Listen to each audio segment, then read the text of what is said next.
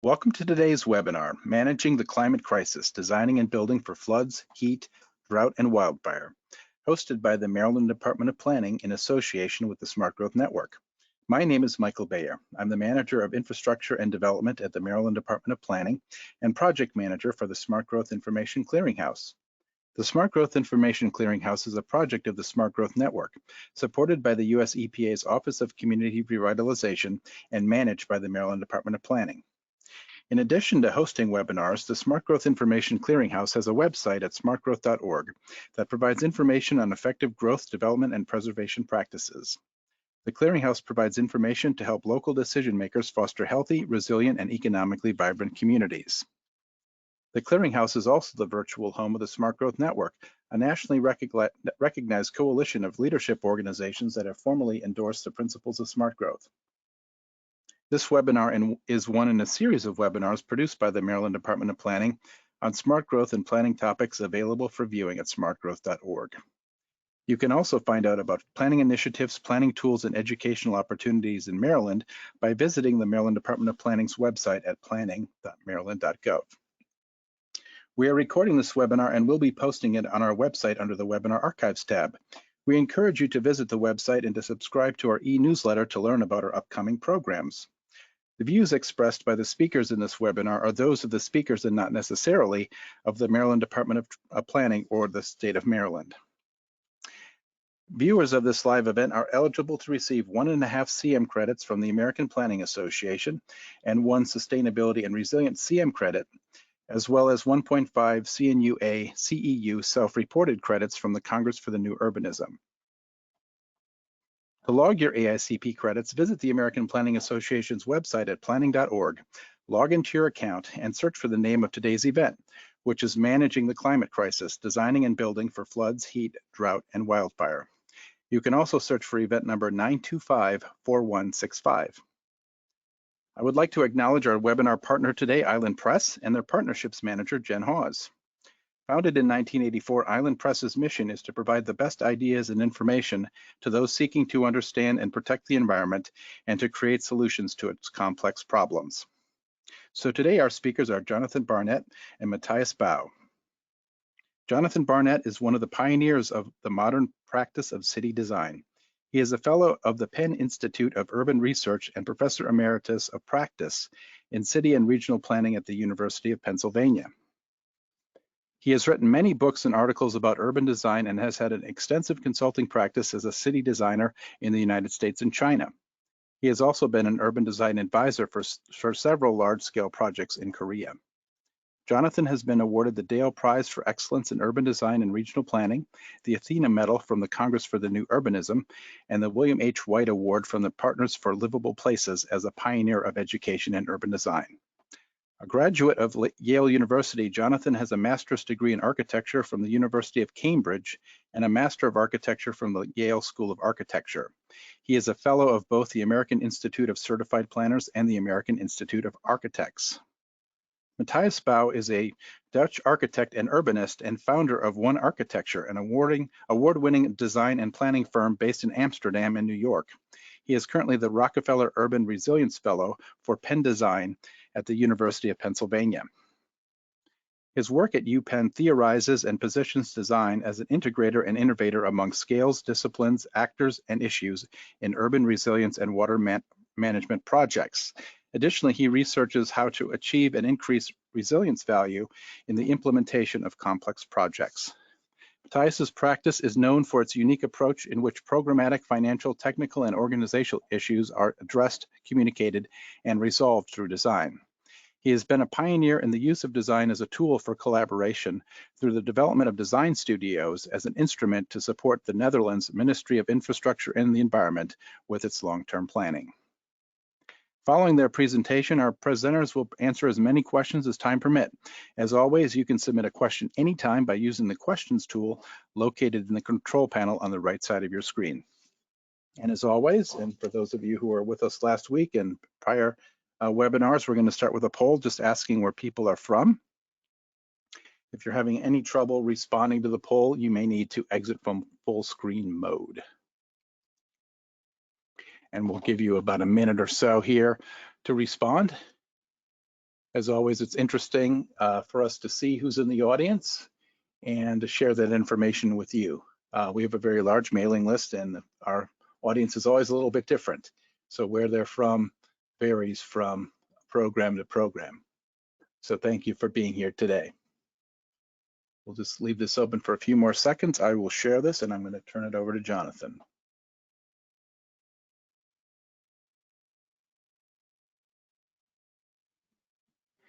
Okay, so today, 37% of the audience says it's in the Mid-Atlantic and Northeast, 22% in the West, 20% in the South, 13% in the Midwest, and 8% international outside of the US. So welcome everybody. And with that, I'm going to turn it over to Jonathan Barnett.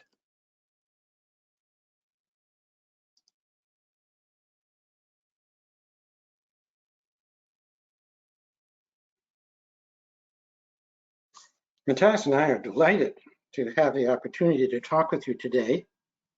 And looking at the poll, we see that you are indeed a national audience, which is very good news for us because the most important premise of our book is that the climate crisis is already a major national security threat.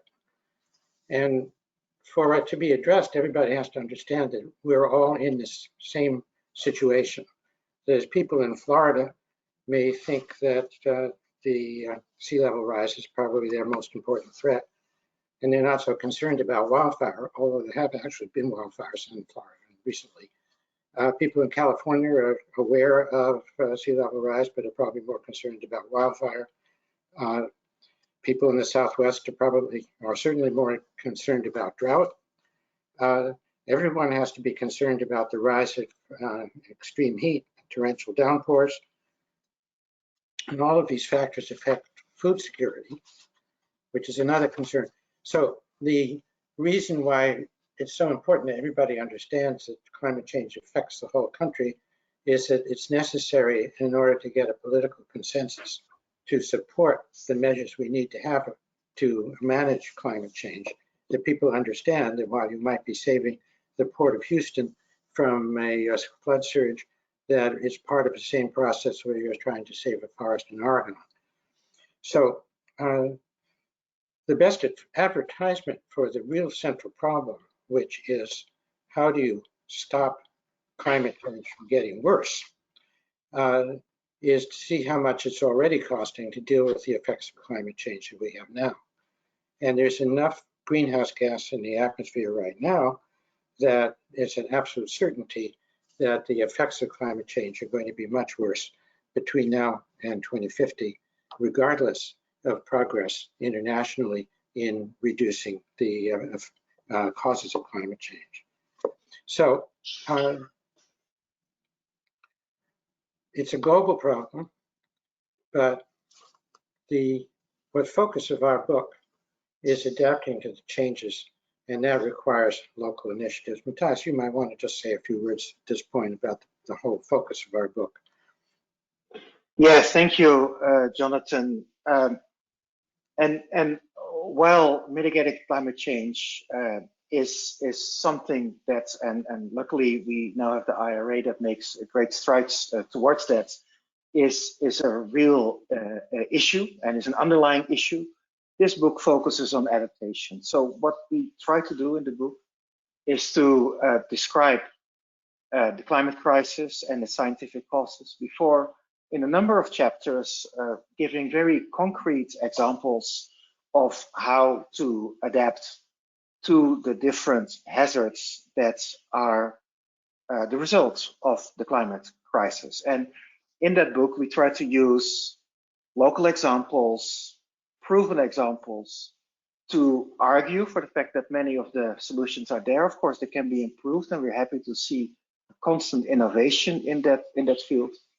But also that in many places, if we study them carefully, we see advances being made, we see programmatic efforts being made, we see adaptation strategies. And the book really wants to sort of line out those adaptation strategies from a very practical perspective. So one of the things that Jonathan, as a pioneer of urban design, and I, as someone who's focused on on urban design realize that it's practicality, the ability to implement things, building the muscle for implementation is a really critical component of doing this work. So in the concluding chapters, we not only want to talk a bit about the changes that we can see in our cities and regions once we start to do this adaptation, but also show some successful examples of where adaptation is already happening, basically arguing for the fact that we need to start adapting right away, or actually yesterday, in order to make sure that we are not confronted with a huge problem down the road. And when we start to adapt early, we will be able, by integrating adaptation in our capital planning process, to get pretty far in making sure that the worst impacts of this climate crisis can be mitigated. I'll give it over to you again, Jonathan. Well, this is a very large and complicated subject, and today we can't possibly discuss the entire contents of the book. So what we decided to do was to focus on 5 priorities for managing the climate crisis. And they are, first of all, to make forests less flammable and to separate people and wildland. And the new infrastructure bill that has just been passed and signed by the president actually recognizes this and several others of our priorities by putting funds in there which are authorized for use for these purposes. And another priority, preparing cities for coastal flooding. Also money in the infrastructure bill for this. Protections from extreme heat. Now, the infrastructure bill has like 7,000 pages in it, and I am relying for my information on secondary sources, people who have looked through this. But I don't think there's that much about heat in the bill. But the cities and states have a lot of power to do this, and there's a lot that can be done at the level of individual buildings also to live with what's bound to happen. Similarly, agriculture, we have a whole Department of Agriculture, which has a lot of programs. We are focusing on, just for the purposes of this discussion today, just on agriculture, but there's a lot of different aspects to saving water so that we can live with the drought that's going to continue. And finally, too much water. And the infrastructure bill recognizes that there's a lot of river flooding and torrential rain flooding, which has to be managed as well. Now, what's in the infrastructure bill at the moment is just down payment, and it's, as I'm sure all of you know, is authorization. Money then has to be appropriated by the Congress in the context of the budgets of individual agencies, and then cities and towns, which are alert to what's in the federal government's resources, have to apply for grants to get this money. So there are a number of steps. Just naming the total that is authorized right now is not the whole story. But cities and towns also have many opportunities, many resources to deal with these issues, as Matthijs was saying, right now, immediately. So I was going to start off by talking a little more detail about making forests less flammable. What has happened is that the rationale for fire suppression has been to put out wildfire as quickly as possible to save as many people and as much of the forest as you can. The side effect of that has been that over the decades, the forests have become, because they haven't burned, and burning is in fact part of the natural life cycle of forests, they are full of stuff. Now, this slide doesn't really show the real problem because it's taken when it was a wet time of the year and the vegetation looks fine. But think about it during a drought, when all of these leaves are dry, when there have been insect infestations and many of the trees are dying, and the forest needs to be thinned. And in the infrastructure bill, there's $250 million for what's called prescribed burns, Prescribed burn is a little bit of a scary process because it works, as you can see in this photo, which is taken after prescribed burn. The understory is gone. The trees have all survived. But there's a possibility that the fire can get out of control, even though it's prescribed. And there's a lot of environmental impact that has statements that have to be done before you do this. So it's a complicated process, but it works. Another method is to send crews in and thin the forest, and that works too. It's more expensive than a controlled burn, but it is in some respects safer and less difficulty with environmental impact. There's also the construction of fire breaks that you don't want the buildings on the left of this slide to be right next to the forest, which is in the center. And so the space between them needs to be cleared. There's money to do that in the infrastructure bill as well. Again, localities will have to find it in the appropriations for, I guess in this case, the Department of the Interior, and then apply for the grants, but they can do that. And then there's a lot of money for community wildfire defenses. And you can see that in this diagram that fire break is part of it. Also legislation to make sure that people build as fire resistant structures as possible, that they plan in exit and entrance strategies. And also something that's an important part of our book, which is don't build in the wrong place. Do build in the right place. And a map like this is showing you where the right place is and where the wrong place is. And unfortunately, what's happening with wildfire is that a great many people are still moving into areas that are dangerous and need to be protected by fire brigades. And that is a difficult thing to stop, but it's definitely something that has to stop. Matthijs, why don't you talk about coastal flooding, which has some analogous issues?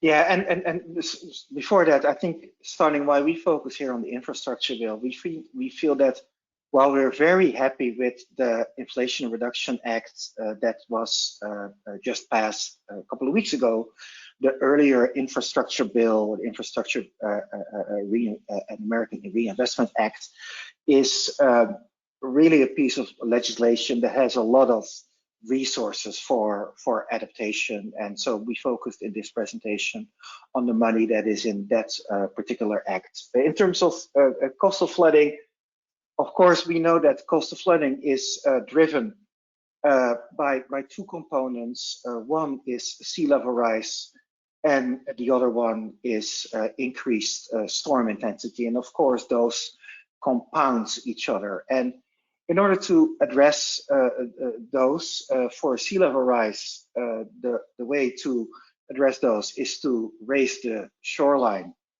if you want to get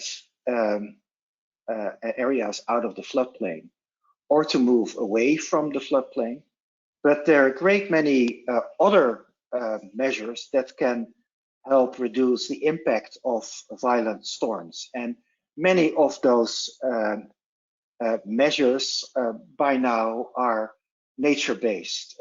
We can build, and we see that example in Staten Island, where there's living breakwaters that are being made. There is ways of using marshlands or mangroves to dampen the impact of waves. So one of the things that we argue strongly in the book is when you think about coastal flooding, even in cities, you want to get a menu of both, let's say, gray infrastructure as well as nature-based solutions to address these combined problems or compounding problems of sea level rise, and with that, tidal flooding and increased storm intensity.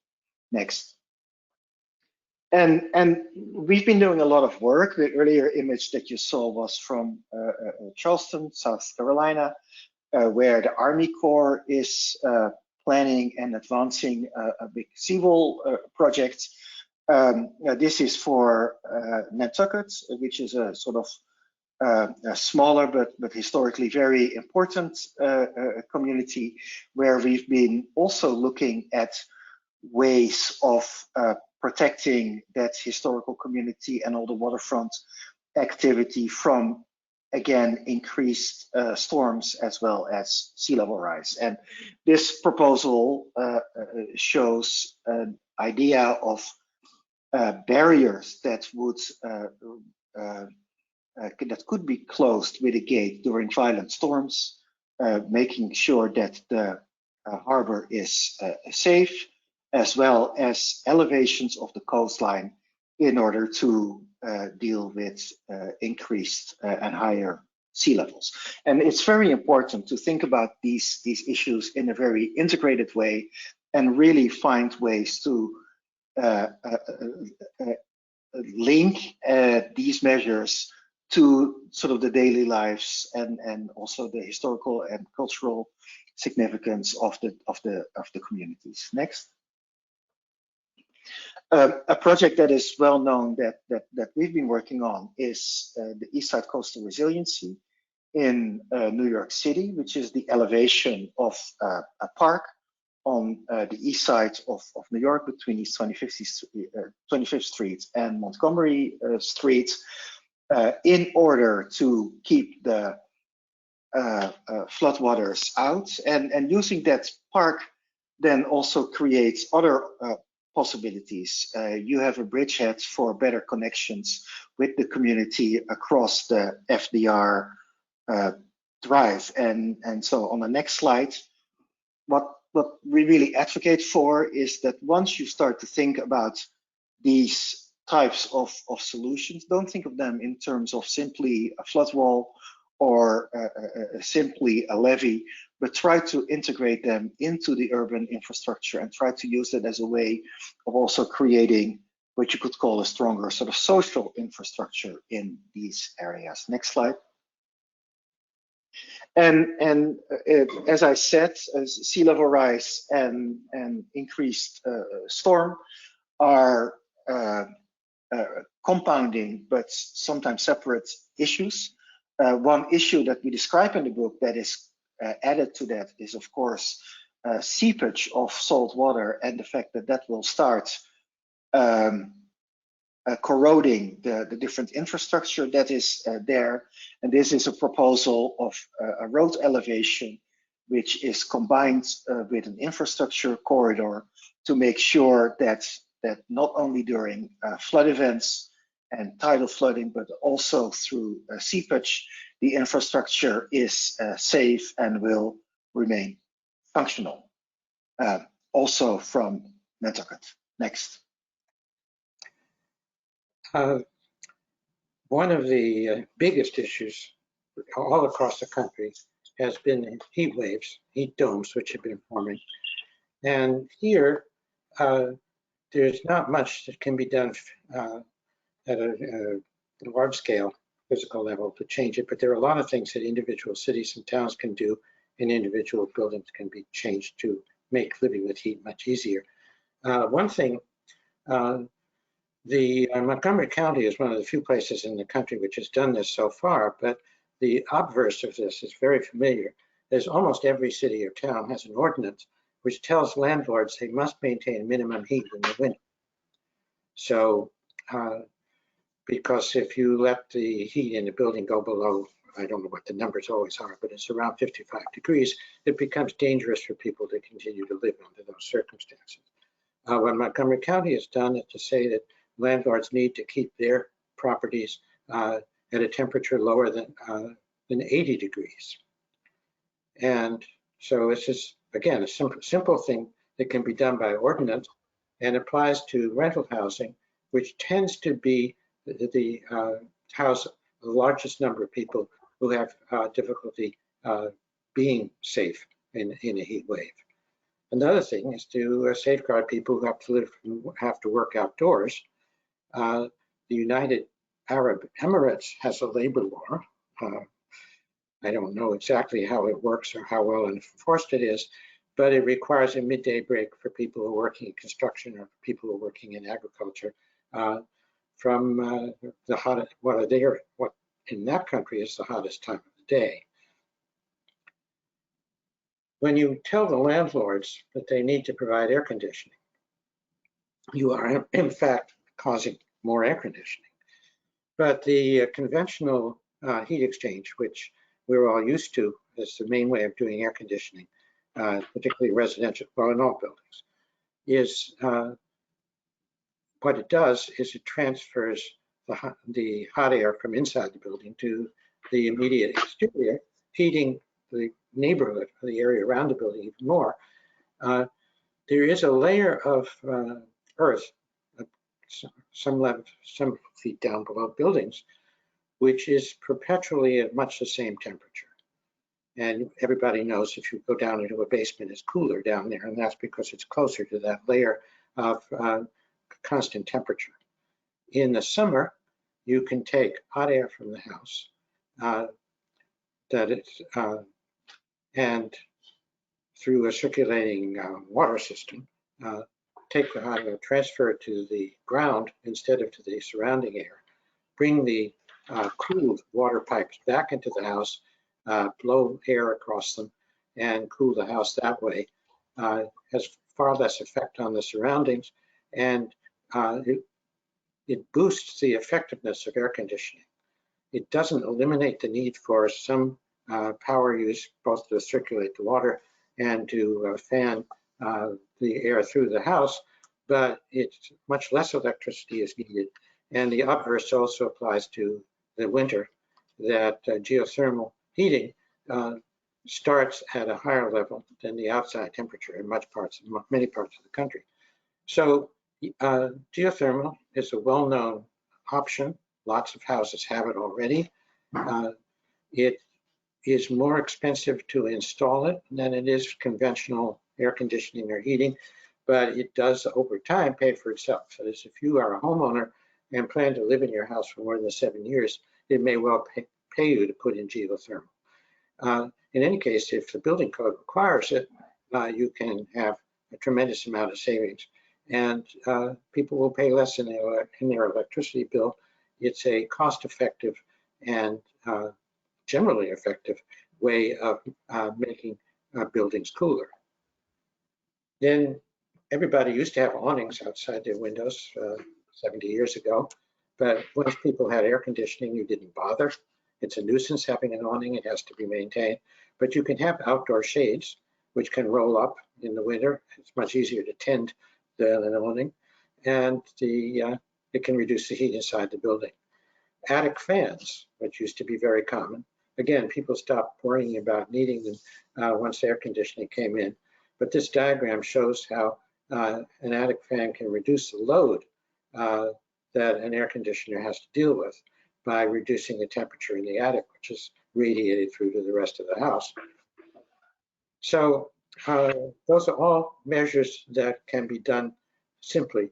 We talk in our book about larger scale urban design answers, ways of ventilating entire cities, ways of ventilating buildings so that cool night air comes into them, ways of creating shade in cities through tree planting or shade structures. But those are all high ticket items compared with these smaller things that I've just mentioned. For agriculture, because it's such a major user of water, we thought for this presentation we would focus on it. Industry is another major user of water where people, businesses need to change their systems. Anyhow, flood irrigation wastes at least half the water, but it's a very common form of irrigation. And as you can see, it just evaporates or it doesn't reach the roots of the plants at all. Spray irrigation, which produces those familiar circles that you see from airplanes, wastes about 35% of the water. It just blows away in the wind and doesn't get to the plants. Drip irrigation, which is familiar, I think, to lots of people because you use it in your own garden, is a pipe with holes in it.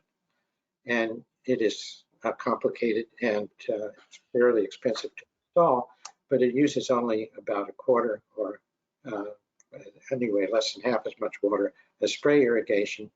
And the power needed to pump it could be solar powered. So some farmers use it now, but it's a much smaller percentage than the other kinds of irrigation. There need to be incentives for using it, and that probably has to do with the price of water. If water is charged for at what it really costs to deliver it, then many more people will adopt water-saving devices. And the Department of Agriculture has many programs which can help people do this.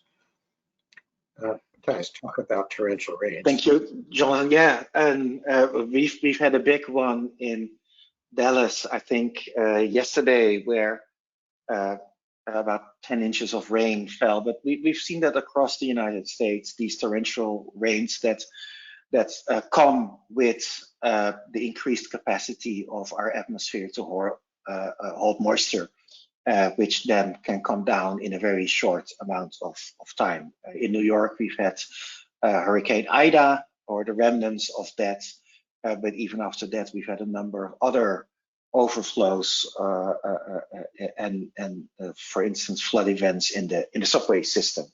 And basically, there are three types of flooding to distinguish. Of course, there's coastal flooding, there's riverine flooding, but there's also urban flooding. And in this chapter, they're all treated separately in the book, but I would like to talk a bit more about the urban water management, so how to deal with the torrential rains. And the example that we use in the book is the example of the Copenhagen, who has, after two 1 in 1,000 year storm events in a really short time, has developed the cloudburst plan. And the cloudburst plan basically came from the realization, and they made a very thorough benefit cost analysis for that building additional pipes to get rid of the water in case of these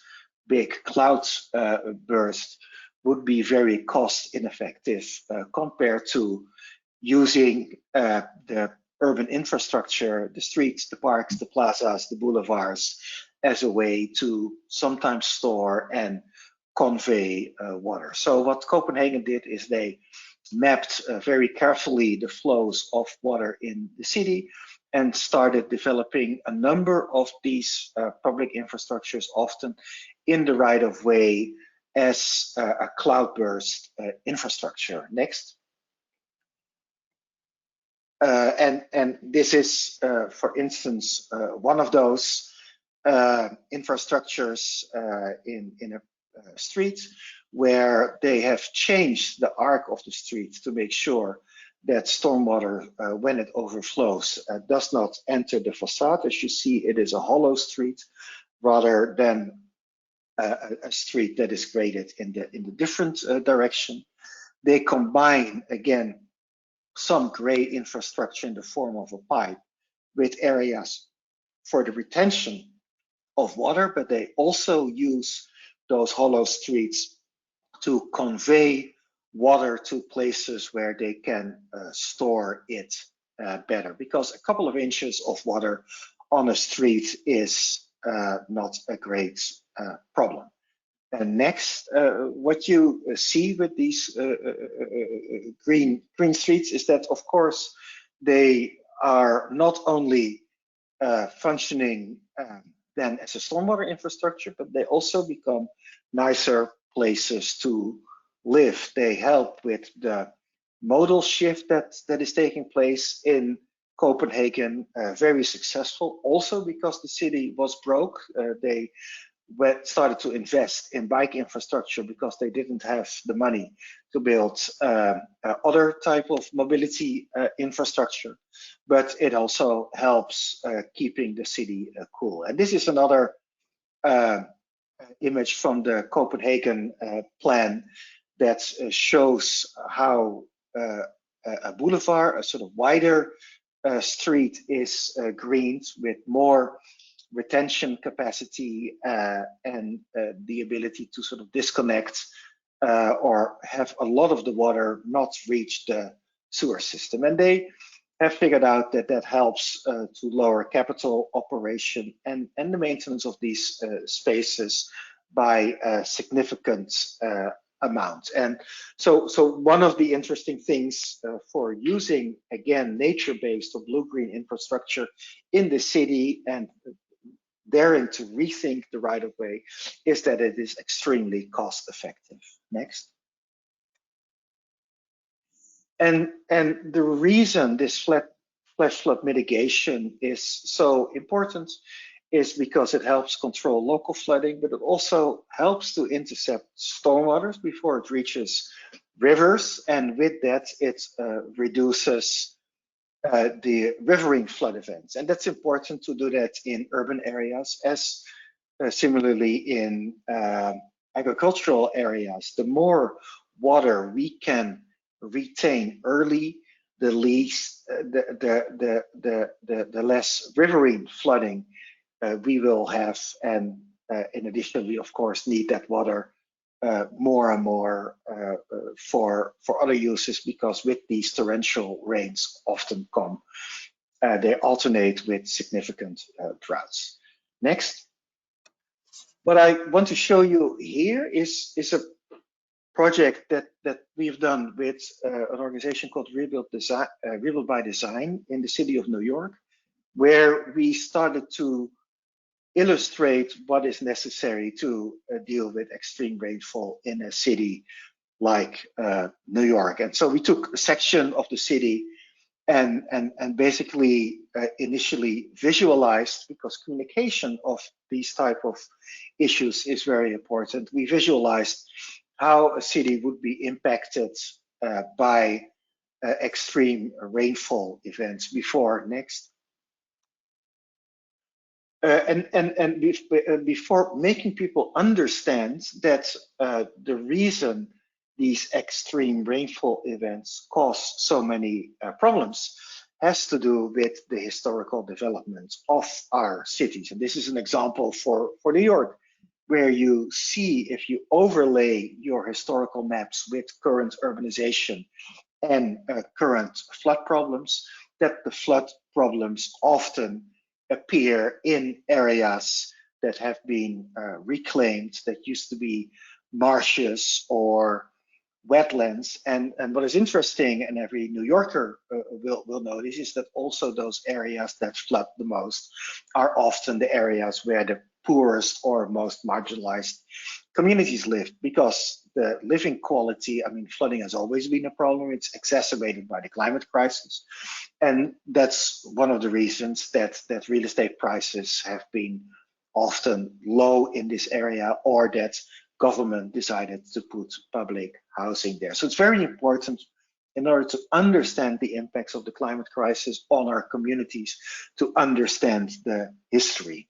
Next.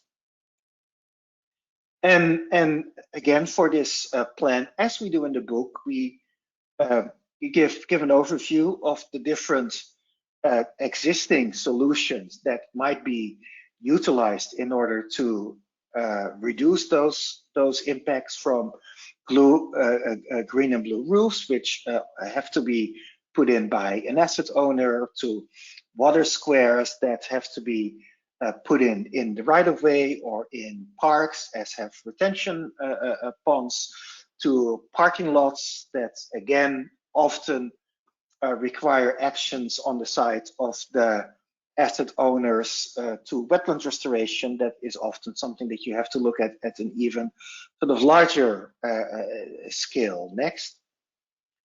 And with that, we try to make the argument that if you want to make a city rainproof, there's a host of different measures that you can take. And in many ways, because rain falls everywhere, you have to consider all these measures. Next.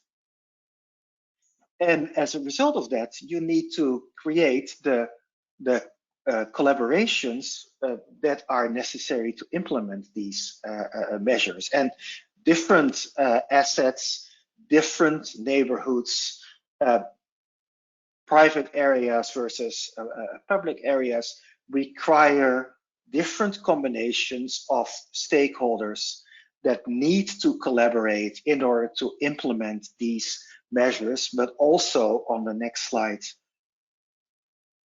and these are some examples of similar measures that have been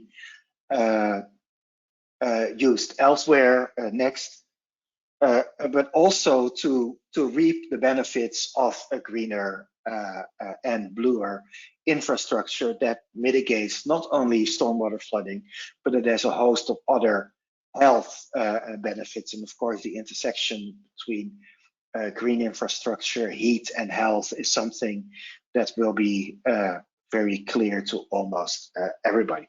And the reason, next slide, I use this example is that we want to, in the book, make the argument that we need to manage the changing climate as part of the daily process of shaping our environment, of our cities and towns. If we link these adaptation measures to our investment cycles, if we create the collaborations that are necessary on the ground to include these adaptation measures, we will be able to reduce significantly the impact of the climate crisis. But all of this takes work, and you cannot wait to do that work, because if we need to start now, because we need to start seriously and robustly in order to prevent the climate crisis from overwhelming us financially, culturally, but also morally. There's a host of issues in relation to equity that we think that need to be addressed.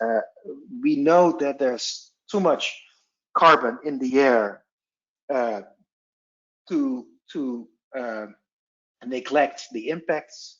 As a world, we need to act and continue to act to limit the damage, but we also need to start adapting now and continue that process in a serious and robust way. Next slide.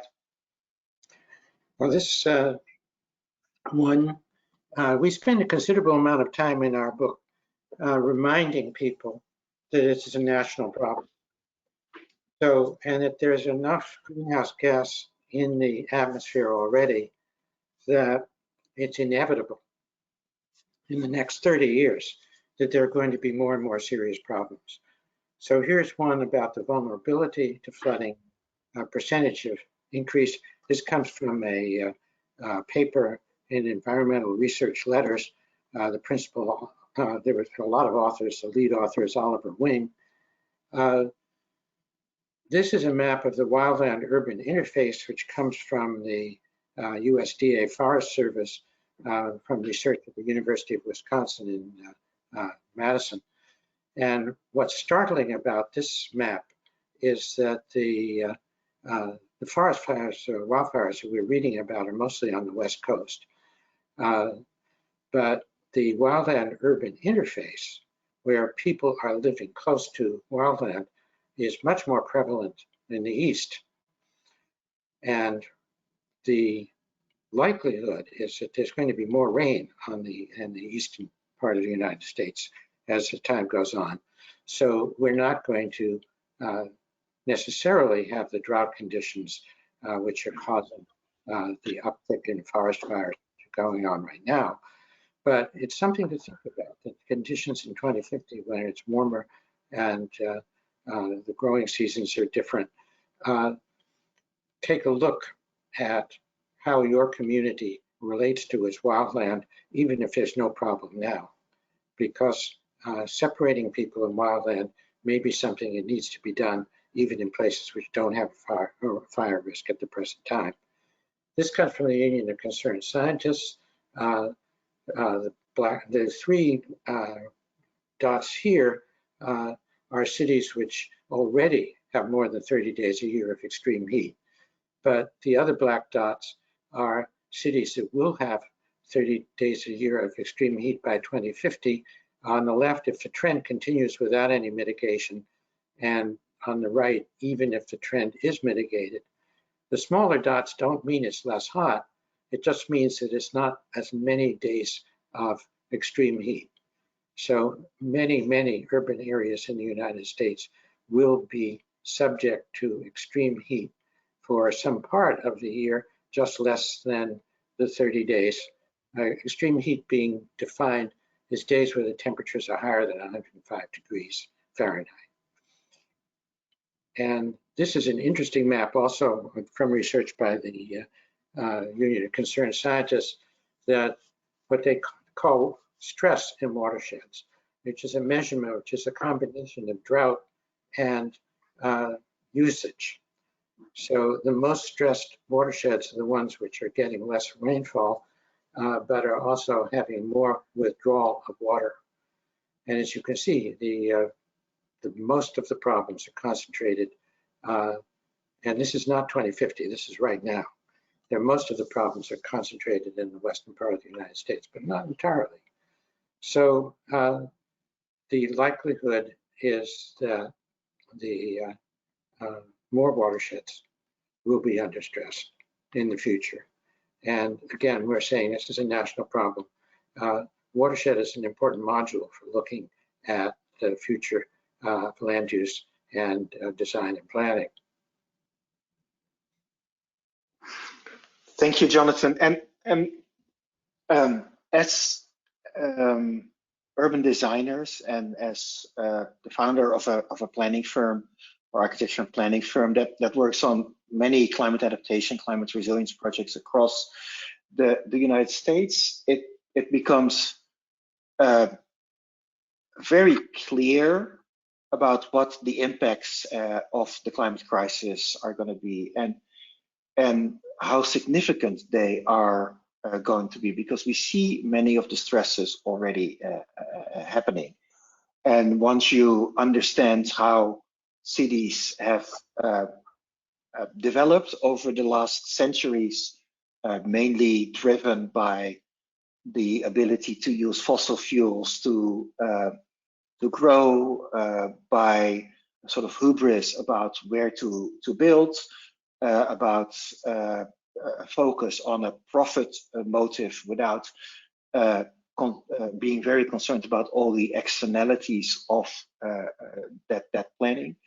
We see that we've made a lot of mistakes in the past, which will really come more and more clear as the climate crisis evolves. And one of the things that we want to talk about in the book, in showing how to adapt, but how to also adapt with a sort of in a sort of integrated way, is that we can use this necessity to adapt to also correct some of the past mistakes in our cities. We can use nature-based designs that are more flexible and that can easier evolve with a changing climate. We need to create space for that. We need to create practices for that. But if we would have that, we can better also manage the uncertainty of the changing climate without a host of upfront investment in brittle gray infrastructure that might reach a breaking point at a later moment. We also think that it's really critical to consider environmental justice considerations in all the work that we do.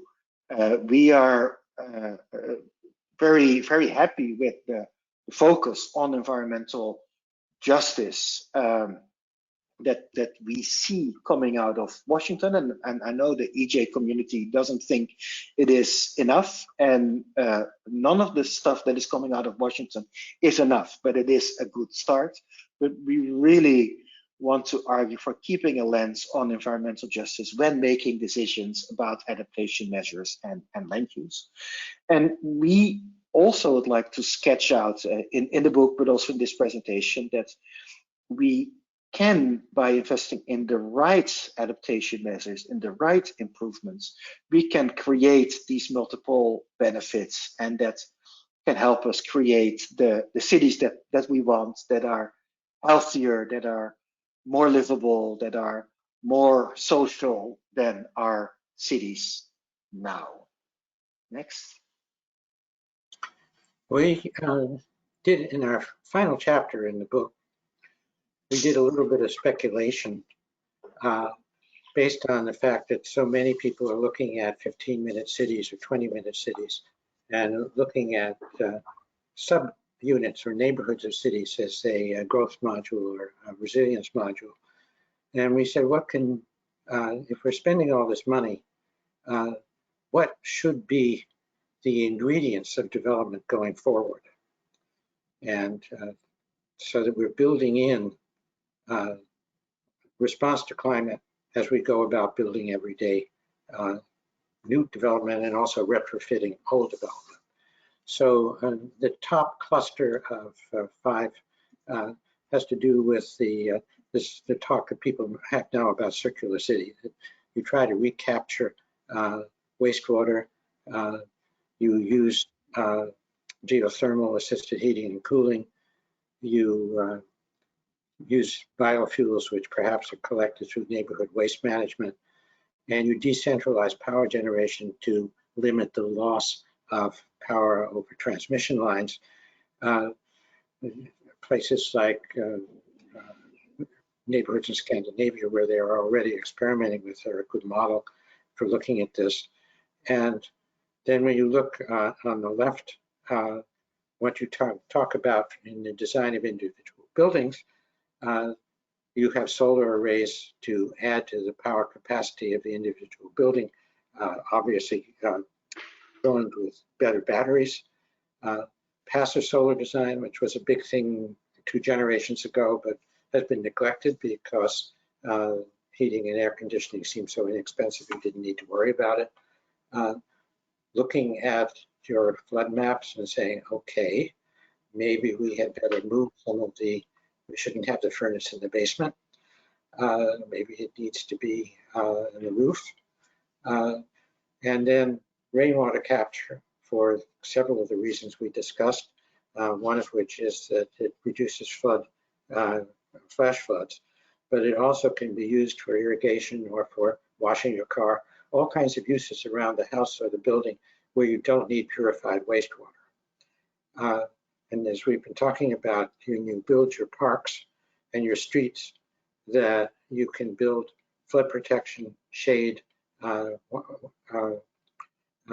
the same time as you are creating amenities. And then over on the right, the fact that greenhouse agriculture is now a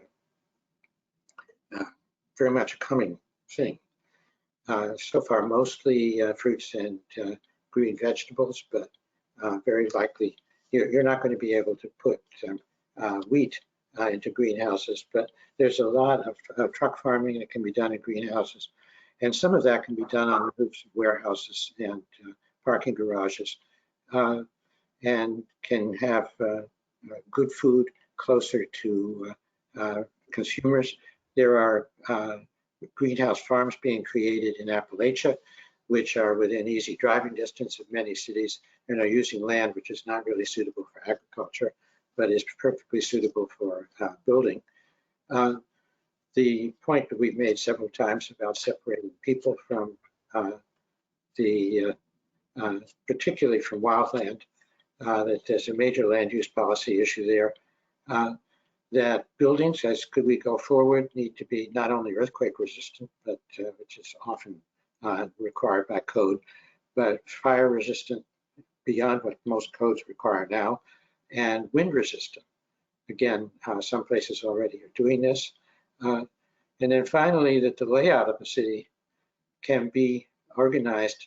And this is an idea that goes all the way back to the Romans, that in Vitruvius's 10 books on architecture, he talks about placing the layout of streets in such a way that they'll be cooled by natural ventilation and also cleared of pollution by natural ventilation. In our book, we mentioned Stuttgart as a city that's done this, but other cities are considering it. Lay out your buildings, your streets, so that they are in harmony with the systems of nature which are there to cool and move the air. So again, this is somewhat speculative, but in the last chapter in our book, we're talking about how to get more value from the large expenditures which will have to be made in order to deal with the climate crisis. Matthijs, this is from the Netherlands. Perhaps you should. Yeah, yeah. Well, the book mostly focuses on the United States. I am, of course, Dutch. I moved to this country 7 years ago to work on the Sandy reconstructions. But this is an image that we used from the Netherlands, from the city of Nijmegen, because we thought it was highly evocative of the sort of challenges we have. What you see here is a secondary channel that has been added to the Waal River, which is the largest tributary of the Rhine. And when making that secondary channel, the designers and engineers realized that they had a fantastic opportunity to create a recreational area around those infrastructures. And as part of that recreational area, they've designed a number of bridges, and one of the bridges is this one, which is a pedestrian bridge, not entirely ADA accessible, but which really allows you to sort of experience the differing tides in the river. But it also, I think, showed, for us at least, not only the multi-benefits and the dynamics of this landscape, but also that adaptation is people's business, that it goes step by step, that it takes sometimes even some challenges, but that it is a process that we hope and we argue for everyone to partake in. Next slide. I think that leaves us with reference to the book itself, but maybe Jonathan, you want to say a few words? Well, I think we just say that we're obviously bringing this book to your attention, but we've really had delighted to have had the opportunity to talk with this large and well-informed audience, and we are really looking forward to the opportunity of responding in more detail and answering questions. Great. Thank you, Jonathan.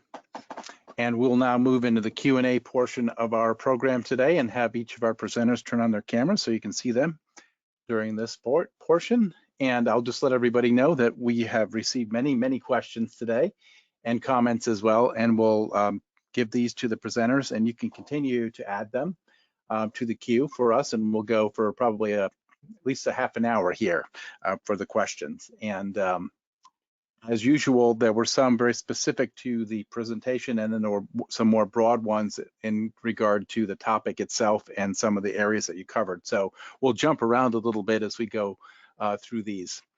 But I'll start with one from Jay Lambrix, who says and asks, it's critical that most, if not all, of our climate adaptation solutions also serve the dual purpose of reducing emissions. How can we ensure that we steer the conversation in that direction when it comes to adaptation measures? Oftentimes I hear adaptation solutions that do nothing to address emissions. I worry that these one-sided adaptation solutions could dominate the political discourse. I think that's a very good question. It's not even a question. It's a very relevant point. I'd like to answer on, I think, two levels. One is I understand that it is a real challenge to implement adaptation measures, and as with anything, adding too many agendas only makes things more difficult, and it takes harder work. But I think the person who asked the question is absolutely right. We need to do that hard work, and we need to learn it. And as a point of hope, what I'm now seeing in New York City is that we have been designing almost a first generation of coastal protection projects, like Eastside Coastal Resilience, that had to be constructed really fast because of all kinds of congressional deadlines. Some of these type of considerations that made it more integrated sort of fell by the wayside because of in a way that hurry. But as we are moving into a sort of next projects, we are really mandated by the city to think about the ecological impact of what we use. And so we are experimenting with other materials, and we're starting to think about circular flows, etc. And I think these things are very important. I think there's a real intersection on the one level to the practice of building and constructing and the circular economy. Sort of second level is that's why we argue so much for nature-based solutions. There are many nature-based solutions that have the capacity to store greenhouse gases. And while that should not be overrated, I mean, it's limited. We still need to reduce our emissions significantly. We do like those double benefits of mangroves, of marshlands, and especially the sort of larger nature-based solutions, which can be used really well in riverine areas and in coastal areas, as well as a sort of rethinking of agriculture as a way to reduce emissions, are pathways to reduce CO2 levels in the atmosphere as well.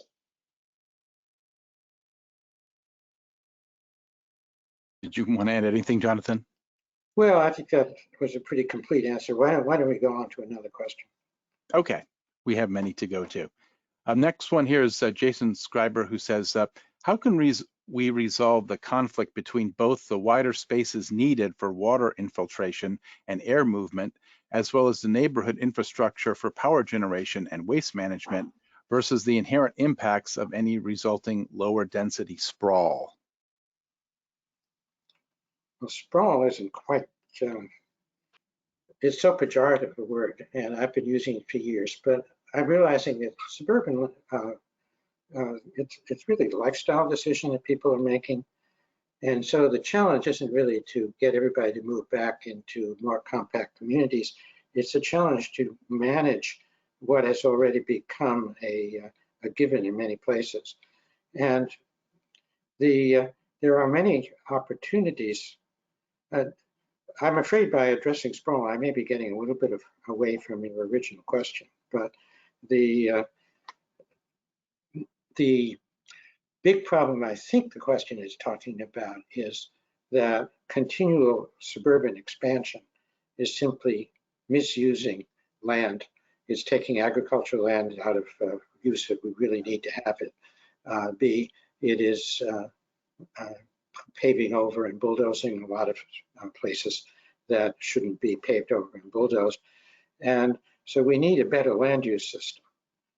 Starting with don't build in the wrong place, do build in the right place, but then also take the suburban corridors, which are being hollowed out by the change in retail habits that people are now ordering so much online, that you have these big land banks, which used to be commercial corridors, making those higher density locations, taking some of the growth off the suburban fringe, and also redesigning the way that housing tracts are done.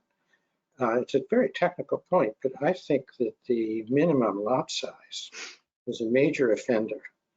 That density is being regulated by zoning an area for X number of units per acre, but it's zoned according to the minimum lot size. So a quarter acre lot is 10,000 square feet. So you have a minimum lot size of 10,000 square feet. If you have 100 or 200 acres and you divide them all up into the same size lots, you have the recipe for the suburban sprawl that's happening, and it rolls over the natural landscape. The incentive for the developer is to level the landscape, and as the phrase goes, prepare it for development. And so we need to have regulations which make it possible to do what is now only possible under planned unit development as a special exception, which is to recognize the natural landscape when you're building in new areas, as well as bringing back the natural landscape in areas where it's been submerged or paved over. And this is, of course, a huge subject. And is not, but the impact of climate change means that the suburbanization methods we've been using are one of the major causes of climate change. And the impact of climate change has to tell us that we need to reconsider the way land use is managed. We have to not zone for tract houses. We have to have compact development which can be served more effectively by transit. These are all huge issues which we could all talk about all day, but they are very closely related to the climate crisis. In a way, what you see is that a lot of sprawl is very monofunctional, and I think as designers, we know that you can create environments where you combine functions, and with that you can save a lot of space. So multi-functional land use, I think, is very important, and we actually see examples from all over the world of cities who are pretty good at that. And as part of that, you can start to introduce more robust natural systems also in urban environments. And what we see that could be a challenge for existing urban environments, and is of course different in the context of the United States than from other countries which have different land use regime and instruments. The examples are there, and one of the things that we see in the Netherlands, for instance, we are working on two newly developed areas, each for 35,000 houses at a relatively big density, but we are doing exactly what Jonathan says, is we look at the underlying system, but we also, in order to, we need to reach density there, but we also we've realized that we need to shift the amount of built-up area versus the amount of non-built-up areas, and shift a number of elements from the private to the public, and that's all, of course, all very complicated, and it needs new contract forms and planning instruments. But with that, we can save a significant amount of money on infrastructure by using green infrastructure. We can create greener, relatively high density neighborhoods without going over the top, that are much more climate robust. So I think specifically for new developments, there's incredible opportunities. Great, thank you. Next one here is from Andrew Ossel, who says, the recommendations outlined here clearly require strong interdisciplinary and more practically interdepartmental cooperation and agreement to move forward. Can you provide any advice or recommendations for how to break down walls and create cooperation between the departmental stakeholders? Well, we could talk from our experience a little bit. My experience has been that it's possible to do this most readily over tasks. I mean, if you look at your organization charts and try to reorganize to make everything more interdisciplinary, I think that you spend a lot of time and you get lost.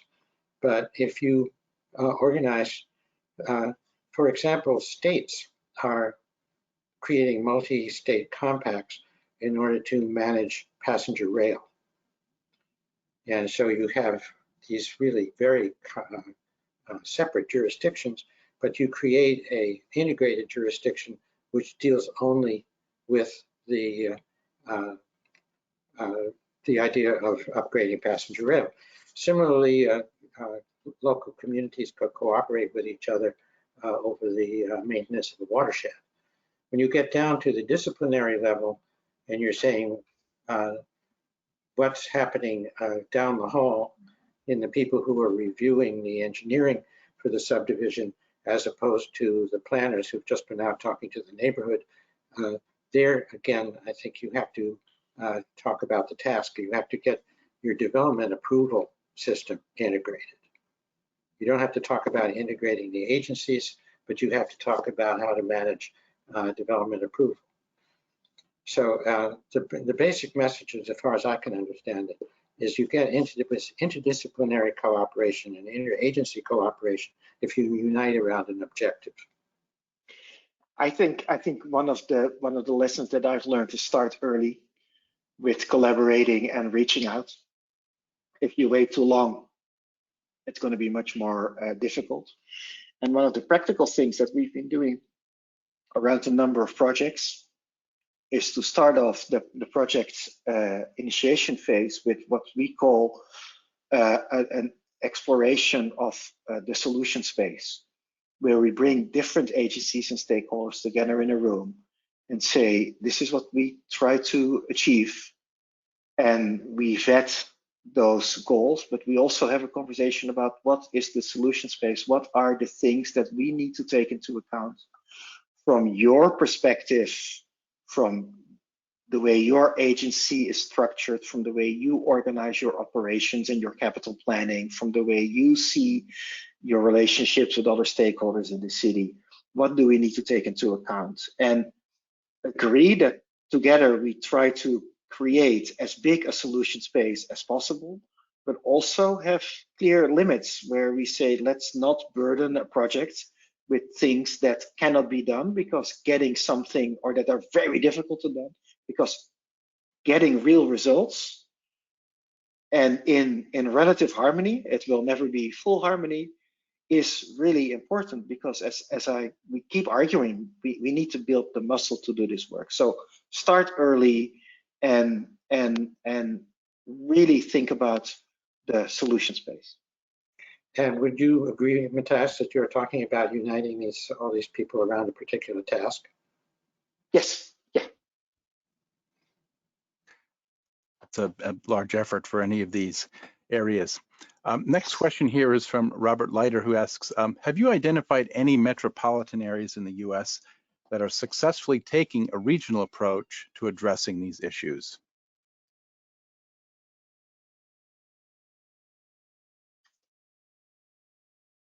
Do you want to go? So this whole, I actually wrote another book called Designing the Mega Region. That the trouble with in Minneapolis, for example, is that you have a regional government, but you have now had growth that's gone out beyond it. So there is a huge space out there where even the places which were like Portland, Oregon, and Minneapolis, St. Paul, which have been ahead of other areas, are not, the task is too big for the structures. And again, the best answers that I can think of are to try to unite around tasks. For example, the state of Florida is almost completely divided up into metropolitan transportation organizations.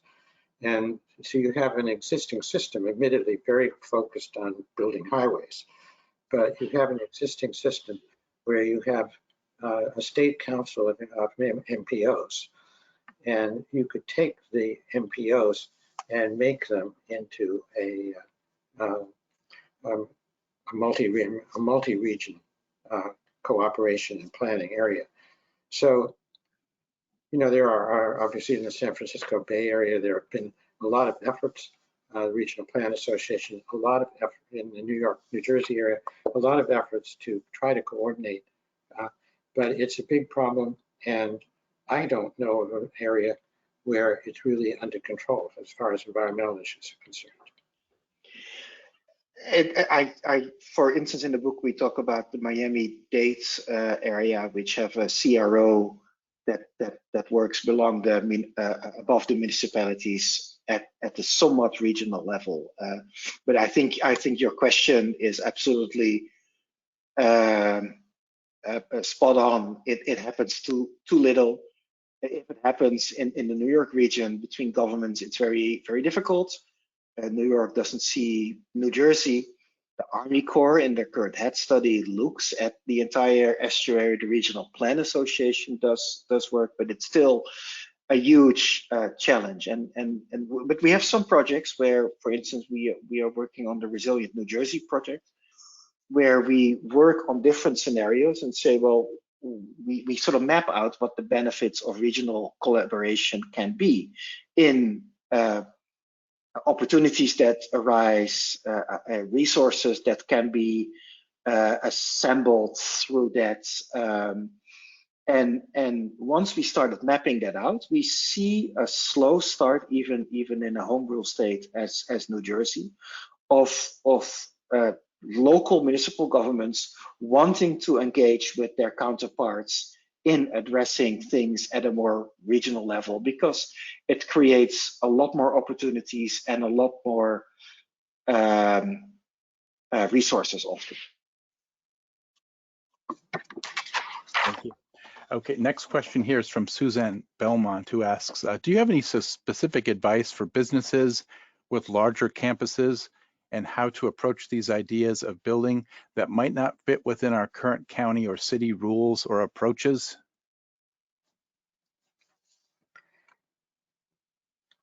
Well, one thing, it's going to be hard to answer this question because there are so many different possibilities.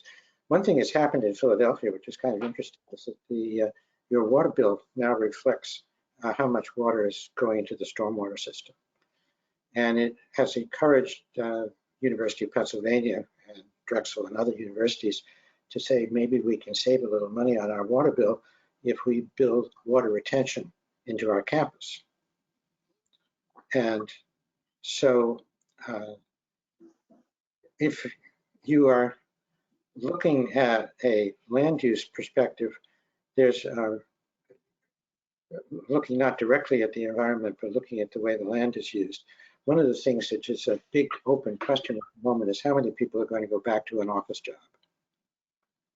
And the response to that, I read an article this morning about San Francisco saying that it needs to become a 24-hour destination because you have this big inventory of the downtown, and you have a lot of places which are not being fully utilized because people are not coming back to the office. I don't know if that's a permanent situation, but if you're talking about an office campus, you may be talking about a large piece of land which has been office buildings and parking lots and a few marginal amenities, which now needs to be rethought as a 24-hour place because it no longer can function solely as an office park. And, you know, so as I said, it's a difficult question to answer because it has so many open-ended possibilities. If your campus is a office campus, it's a land use problem. I think if your campus is a educational campus, one of the many issues is going to be how do you make it more environmentally responsible and so on. And Matthijs, why don't you take over at this point? I'm just when I hear the word campus, I get excited, right? Because one of the challenges is, I'm a designer. I think it is really critical to get things done, and with that, you are always navigating like how much complexity can you handle, and how do you make sure that things get implemented? Because we need to learn from implementation, from collaborating on getting things done, and then looking at that and doing it better the next time. And whereas there's a lot to be said at certain moments to look at a regional scale, the great thing about campuses is that they are relatively controlled environments that you can actually really create these multi-benefit solutions and get them done. The fact that they are not as complex as cities in terms of often ownership or regulations, and in terms of dimensions, makes them really exciting places. And what you see when you look around campuses all across the country and the world, you see a lot of innovation happening on campuses. And I think that is not only because of the ambitions, but because of the fact that it is a scale at which things can be done well. Okay, thank you, Matthijs. Next question here is from Mara Danielson, who notes that I work for the Oregon Department of Transportation, and a major barrier to doing green stormwater management is the cost of maintenance. How can this be addressed when there's typically funding to build a project, but not the resources for maintaining it? I think, go ahead, Jonathan. Well, I don't know. You can see that we have different approaches to how to answer these questions, but I hear about the cost of maintenance and I say that must be jobs. And we're hearing a lot of people saying, we have a problem. We don't have enough job creation going on in our community. And so the question might be, is there a way that two things that are not working can be put together and made into something that does work? Now, this was done successfully in emergency situations in the 1930s when the federal government stepped in and created jobs in order to do all kinds of things just to employ people. But that created a lot of maintenance, a lot of new building, and a lot of management of forests and so forth. So I asked myself whether the cost of maintenance could somehow be joined to job development. And if the job development, I mean, obviously you can't make money appear out of nowhere. And if the budget of the transit agency doesn't include maintenance, it should. But there might be benefits from raising the budget of the transit agency to include more maintenance, which go beyond just preserving the physical structure from deteriorating. It could be a way of creating new businesses, which will create more employment, which will raise up the communities along the right of way. So I start speculating along those lines.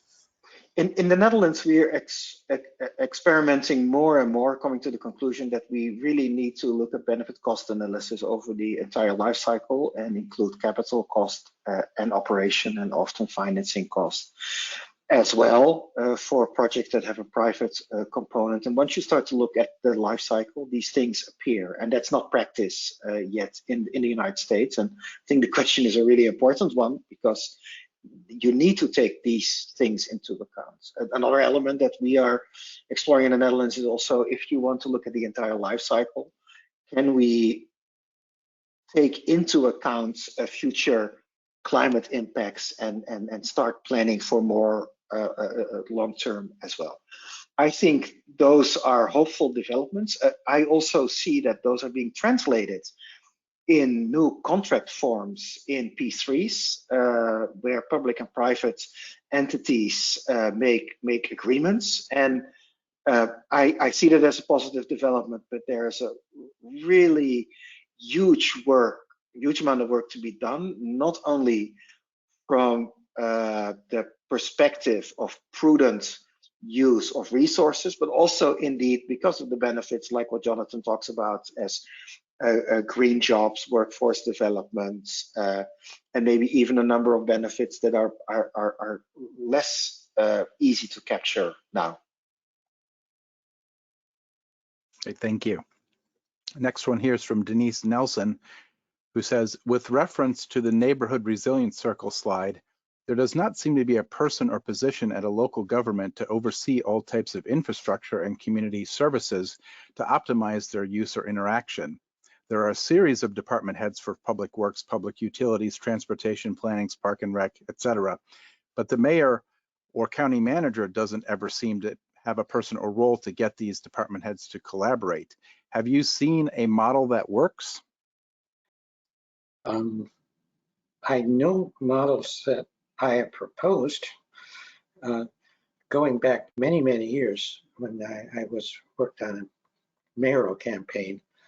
And one of the ideas that we proposed, the city just created all these community planning boards, and we said, why shouldn't there be little city halls? So each of these planning boards would also have a branch of City Hall that would coordinate management of city services in the community. And the city council people looked at that and said, not on your life.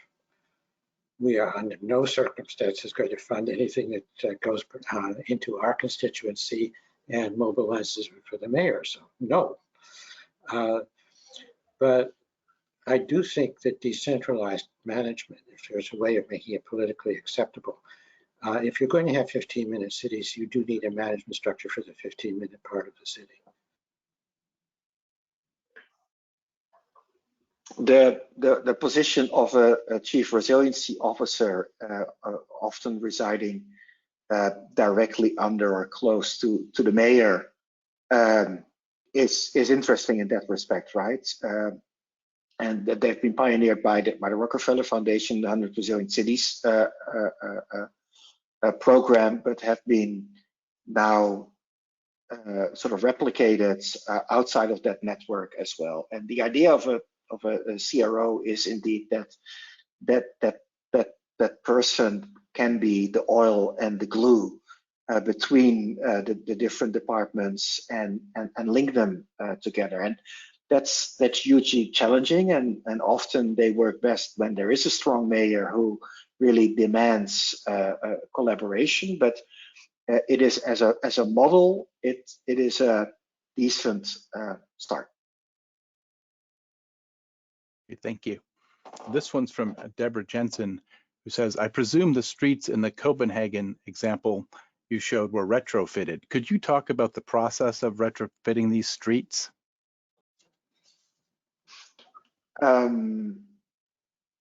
I don't know enough about that, but how, for instance, it worked with the communities or the stakeholders. I do know that in many cases, the idea was to leave the stormwater infrastructure more or less in place and at capacity, and try to add the additional measures as well as the sort of necessary sections to make it possible to retain and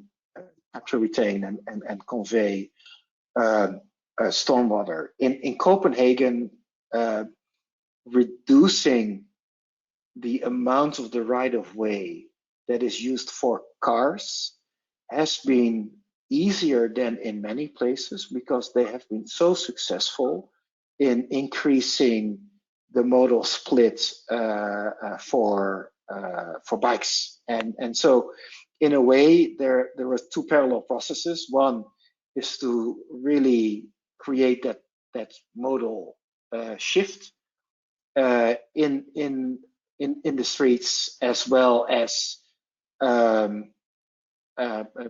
preparing for cloudburst events, and I think they have really benefited from each other. And in Copenhagen, the case very much has been about leveraging the public right of way for this transformation. In Amsterdam, in the rainproof, they've advanced a bit more in building also the coalitions with private asset owners in order to add space for storage and conveyance there. But I don't know from an engagement perspective how it has worked exactly in Copenhagen. I thought I'd be polite to be using a Danish example rather than a Dutch example, but that also leaves me at a loss of words. Understood. Okay, we'll move on to the next one, which is from Andrew Lloyd, who says, this is the best summary of the required approach that I've ever seen. Do you have any insight into how to work these beautiful regional ideas in areas like New Jersey, where new regulations focus on on-site stormwater management? It's a great idea on-site, but does not allow for the most effective use of the entire portfolio of options. One option is forming a stormwater utility. No entity has formed one as of yet, as I know, in New Jersey. Do the areas in which you have had success have a jurisdictional model that facilitates regional practices?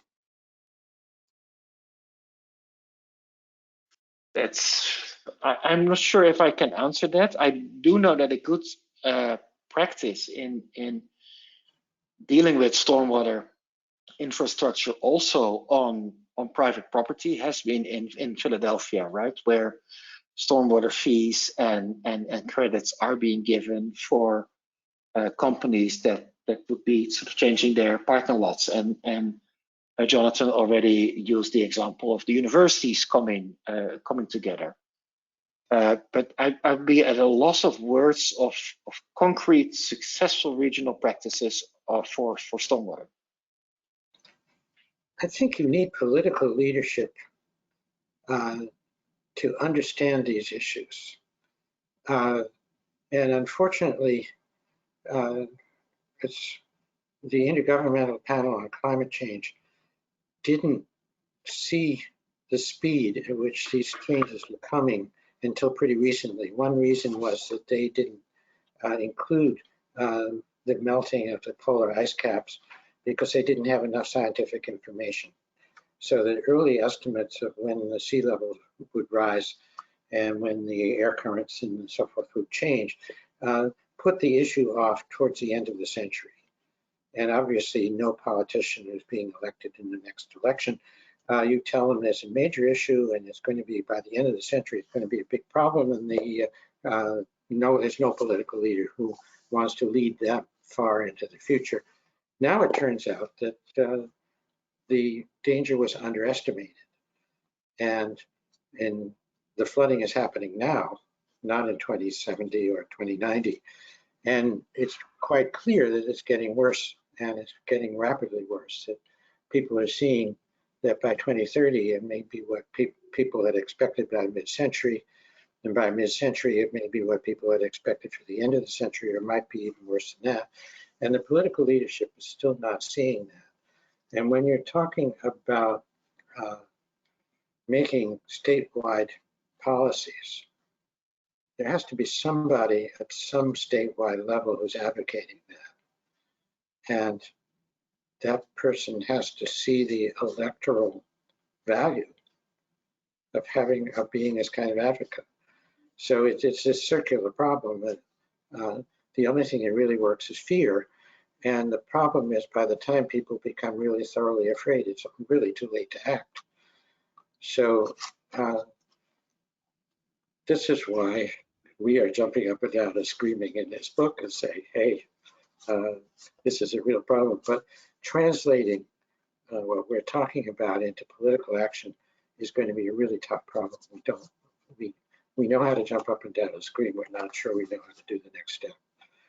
One of the challenges that you often see is that there's on the one hand, there's modeling, and the modeling is getting more and more sophisticated, and some levels we see impacts worsening. But there's also just freak events. Like, one of the things that the climate crisis brings is global weirding. And so those freak events are something that often is not accounted for. And then after a freak event happens, you see political movement. But and that's why it's much easier to work in places that have had a disaster, than in places that haven't had a disaster. But that's really one of the challenges, right? One of the things that we like to argue in the book is that you might have had your share of disasters already, but more might be coming on the way. And how do you get ready for that? And Jonathan talks about up and down, jumping up and down. I think the other thing that we want to do is also say something like, take it easy, start now. There's a host of very practical solutions. Actually collaborating is a lot of fun, in spite of its occasional frustrations. We can make better cities, so let's just get the work done. Thank you.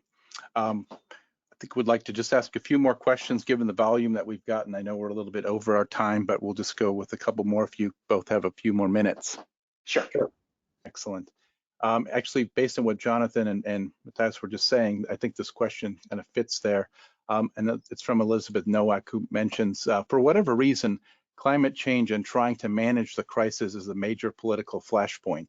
Do you think it is wise to try and present some of these solutions for the return on investment for other reasons to decision makers? Or do you think that by advocating for managing climate crisis indirectly does more harm than good? I followed that right up to more harm than good. Could you just maybe just repeat the question, because that twist is a surprise. And I'll try to read it as written here, and we may need to interpret it a bit. Do you think it is wise to try and present some of these solutions for the return on investment for other reasons to decision makers, or do you think that by advocating for managing climate crisis indirectly does more harm than good? I think that people are concerned about their own interests. So you have to, there's a business case for almost all of the stuff that we're talking about.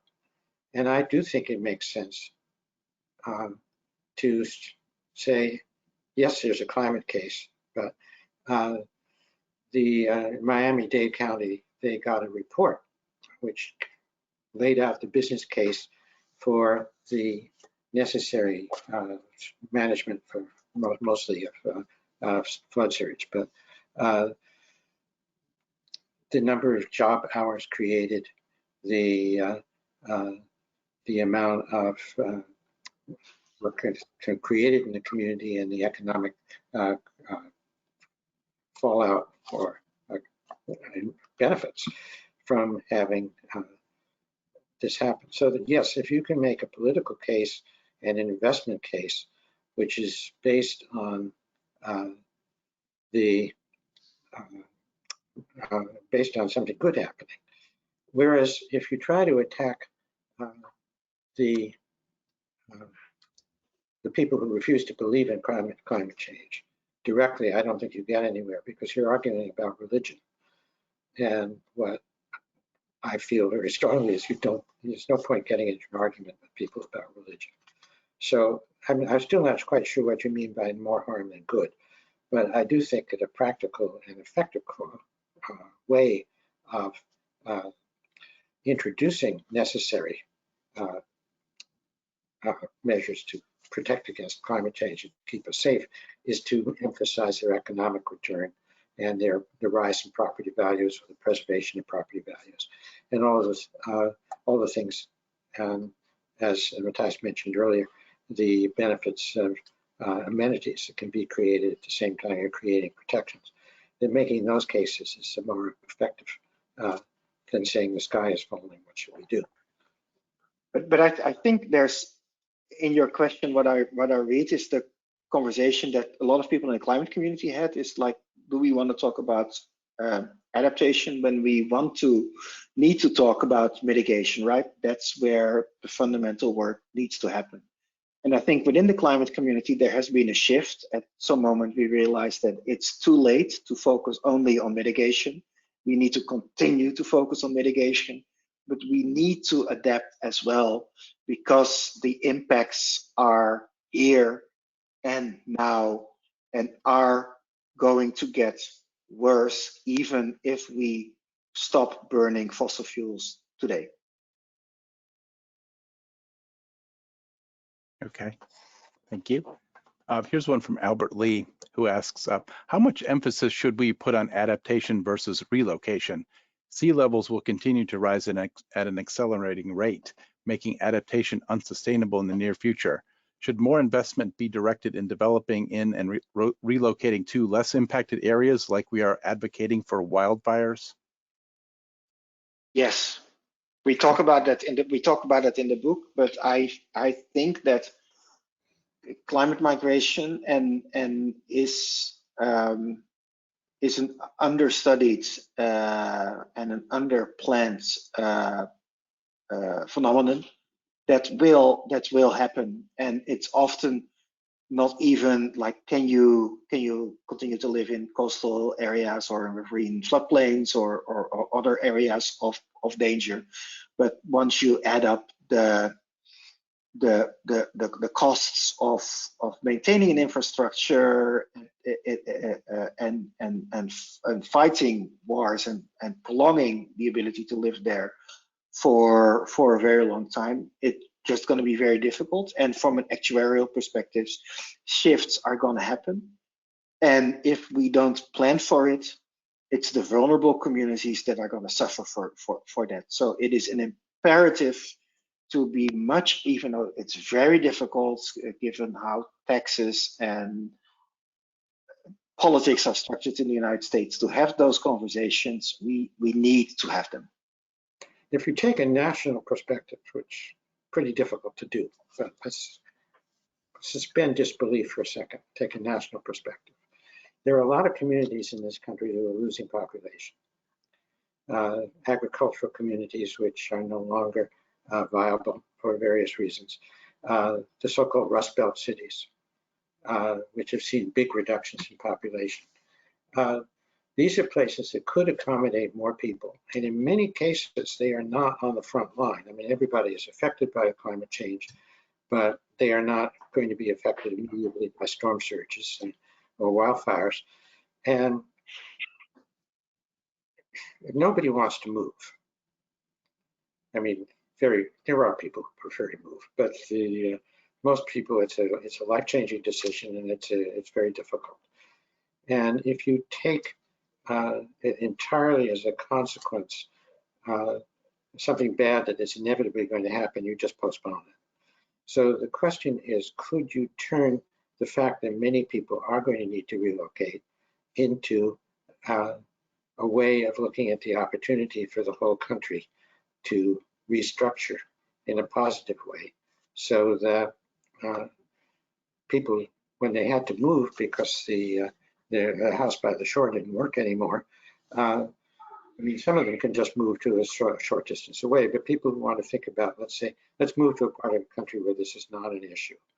Is there a really good way of living that would be possible in that part of the country? And I think that a key to, not to say climate refugees, but to say climate opportunities. Now, as I say, this national perspective requires suspension of disbelief, because we don't have national planning in this country, and there are very few mechanisms. It will all be about competition. Some communities are waking up already and saying, hey, we could get some more people this way. A lot more of that has to happen. I wish I knew how to manage it, and I don't. Thank you. Guess we'll have two more here.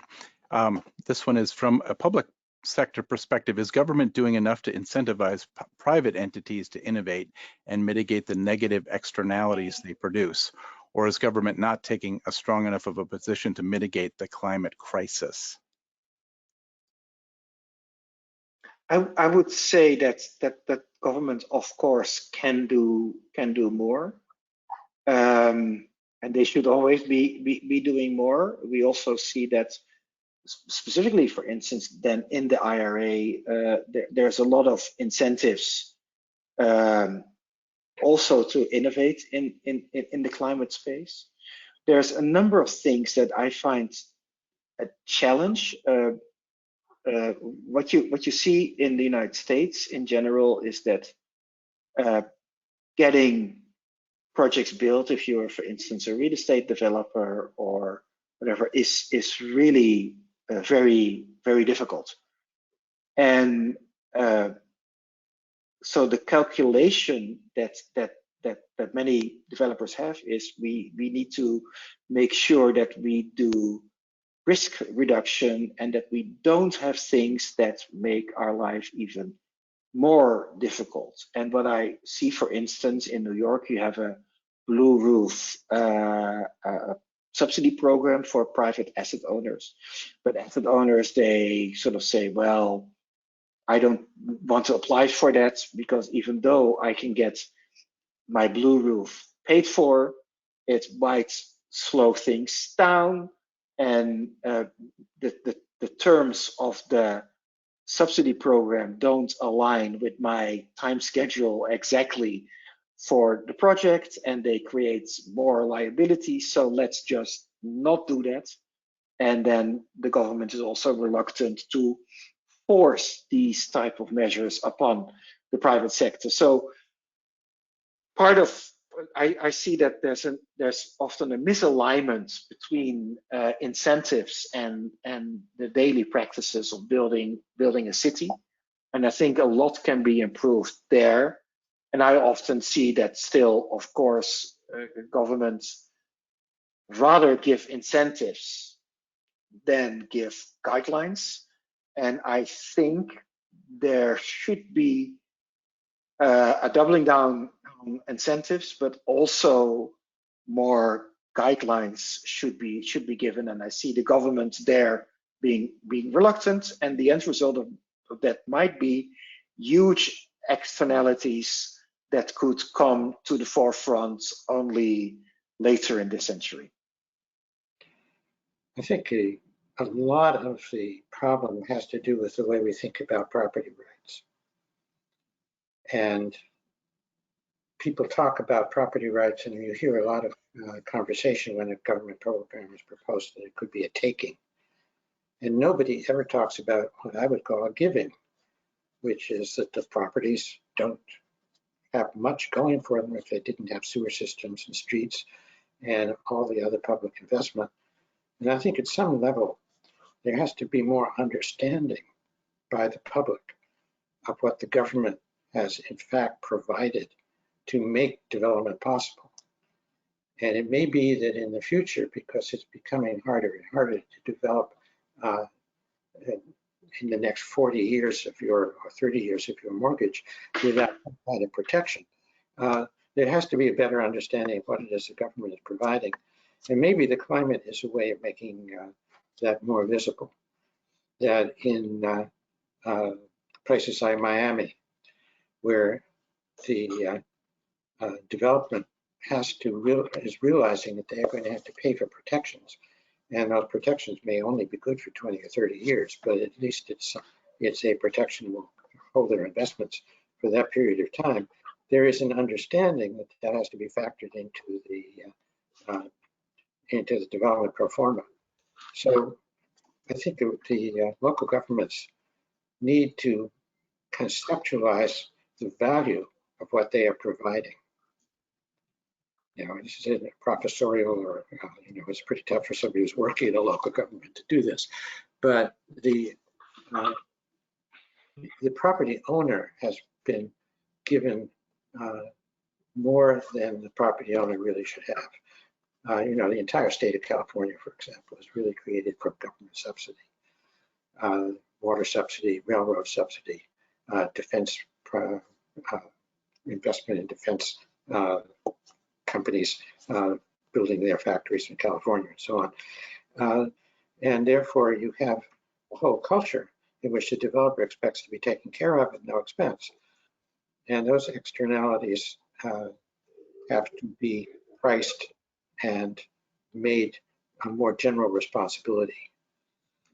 Okay, this is a totally idealistic position. I'm not sure it's of any help to anybody who's tuning in, but I think that is the answer to your question.